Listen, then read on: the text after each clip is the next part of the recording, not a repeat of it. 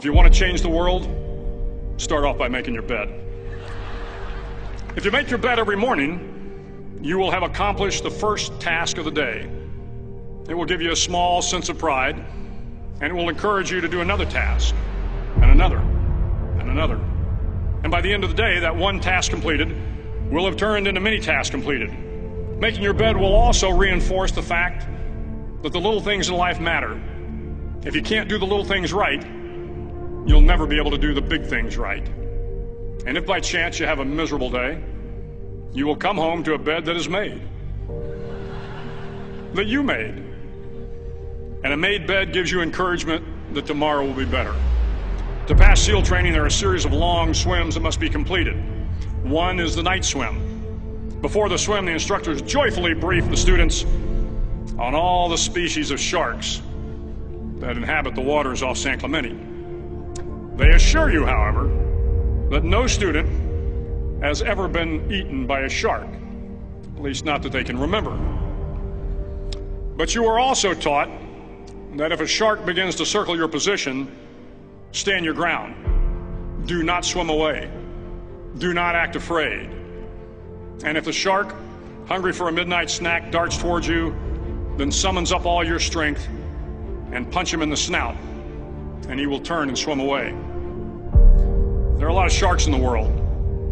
If you hope to complete the swim, you will have to deal with them. So if you want to change the world, don't back down from the sharks. Over a few weeks of difficult training, my SEAL class, which started with 150 men, was down to just 42. There were now 6 boat crews of 7 men each.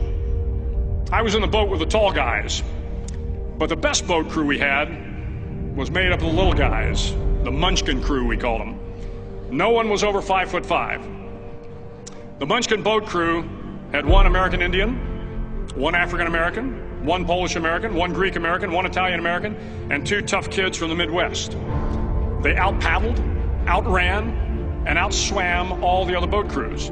The big men in the other boat crews would always make good-natured fun of the tiny little flippers the Munchkins put on their tiny little feet prior to every swim.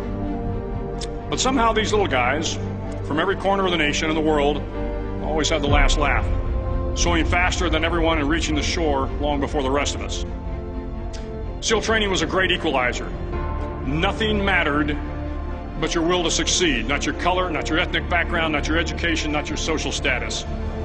If you want to change the world, measure a person by the size of their heart, not by the size of their flippers. The 9th week of training is referred to as Hell Week. It is 6 days of no sleep, constant physical and mental harassment, and 1 special day at the Mud Flats. The Mud Flats are an area between San Diego and Tijuana where the water runs off and creates the Tijuana Sloughs, a swampy patch of terrain where the mud will engulf you. It is on Wednesday of Hell Week that you paddle down to the Mud Flats and spend the next 15 hours trying to survive the freezing cold, the howling wind, and the incessant pressure to quit from the instructors. As the sun began to set that Wednesday evening, my training class, having committed some egregious infraction to rules, was ordered into the mud. The mud consumed each man till there was nothing visible but our heads. The instructors told us we could leave the mud if only 5 men would quit. Only 5 men, just 5 men, and we could get out of the oppressive cold. Looking around the mud flat, it was apparent that some students were about to give up. It was still over 8 hours till the sun came up. 8 more hours of bone-chilling cold. The chattering teeth and the shivering moans of the trainees were so loud, it was hard to hear anything. And then one voice began to echo through the night. One voice raised in song. The song was terribly out of tune, but sung with great enthusiasm. One voice became 2, and 2 became 3, and before long, everyone in the class was singing. The instructors threatened us with more time in the mud if we kept up the singing, but the singing persisted, and somehow the mud seemed a little warmer, and the wind a little tamer, and the dawn not so far away. If I have learned anything in my time traveling the world, it is the power of hope. The power of one person, a Washington, a Lincoln, King, Mandela, and even a young girl from Pakistan, Malala. One person can change the world by giving people hope. So if you want to change the world, start each day with a task completed. Find someone to help you through life. Respect everyone. Know that life is not fair and that you will fail often. But if you take some risks, step up when the times are the toughest, face down the bullies, lift up the downtrodden, and never ever give up. If you do these things, the next generation and the generations that follow will live in a world far better than the one we have today.